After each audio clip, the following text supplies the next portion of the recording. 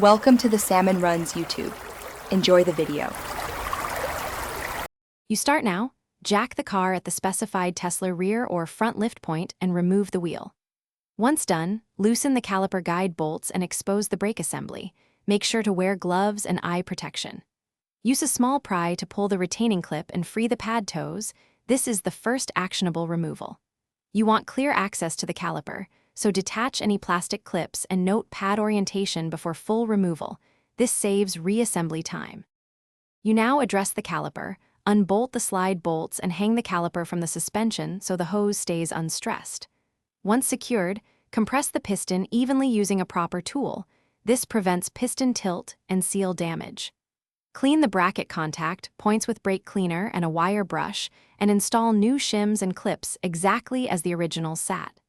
Make sure friction material faces the rotor. This prevents squeal and ensures correct pad where once the caliper is reinstalled. You finish by reinstalling the caliper and tightening slide bolts securely, then put the wheel on and torque the lug nuts in a star pattern. Once lowered, sit and pump the brake pedal until it feels firm. This seats the pads and resets the hydraulic pressure. Perform a low-speed test stop to confirm braking behavior.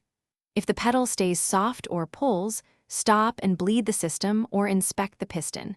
Air or a stuck piston is the usual culprit and must be fixed before regular. Thanks for watching. Consider subscribing if we helped you.